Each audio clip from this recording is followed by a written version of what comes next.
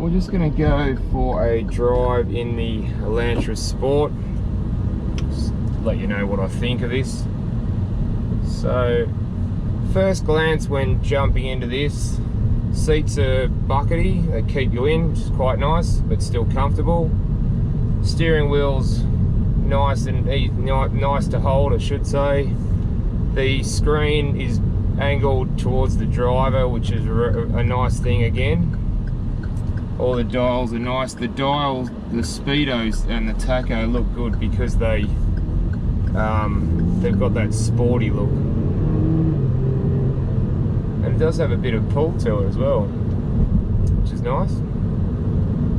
So first glance, here we are driving. Vision out the front's great. Vision out the side windows is great. The pillars don't seem to get in the way too much. The mirrors are good. They've got that wider sort of angle there, and it's not, they're not curved, which is what I really like. They're square ones, which is great.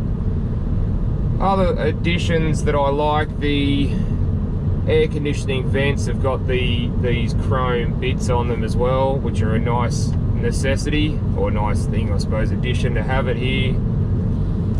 Yeah, out the back, vision out the back's good.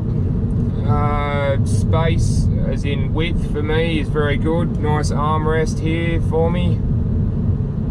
The drink holder would work really well in this car. Yeah, it's really nice. Got that sporty look to it, but it's not a full-on race car. You just got that nicer, sportier feel and look to it. From the outside, it does look a lot more sportier as well.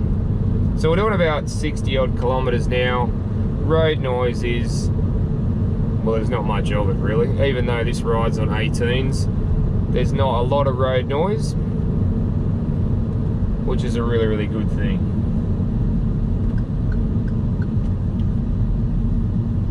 So yeah, I'm just going to have a look at the modes. Obviously you've got the different drive modes here, eco, sport or normal.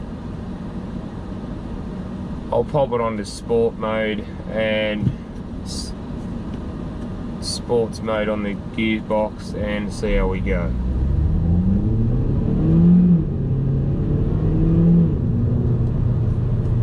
Well, you know what? It's got quite a nice takeoff for a Hyundai Elantra. 1.6 litre turbo does a good job of taking off, which is really nice. It's a nice car. Nice to know that if you needed that power for anything, overtaking or whatnot, you were able to utilise that, which is a really good thing. The air conditioning in this car is nice and cold as well. I really do like how the rear passengers have air conditioning vents as well. They don't get USB power or anything like that, but still the vents are still a good addition to this car.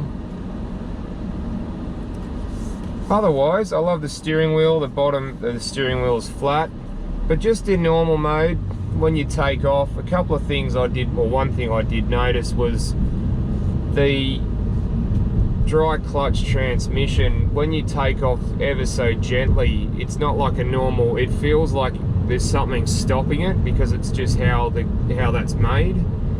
So if you're sort of creeping around the car park or whatnot, it might seem like it wants to slow down, whereas a conventional one will just sort of roll. So yeah, I've just noticed that when you take off the lights just gently, but other than that, it feels very similar to driving a normal car, other than the dry clutch transmission obviously has quicker gear changes, and that's a really nice thing. Like I said before, if you needed to utilise overtaking or whatnot, you could, but if you don't, then you can drive around like this. It still will do the right thing, and the lane departure warning is doing its thing, making sure that I stay within the lines and be a good boy.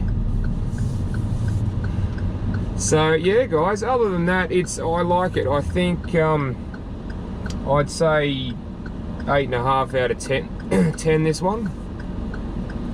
Obviously the dry clutch transmission just takes a little bit of use to get used to it, but once you are, I think you're going to love it. If you're going to get one of these, go and drive this one, because it's yeah, it's not bad. It's not bad at all, and it's comfortable. You could drive it around like we are in normal mode. You don't need to put it into sports mode. It still has enough get up and go to get you around town, which is a really good thing. So yeah guys, thanks for that, and I'll see you on the next one.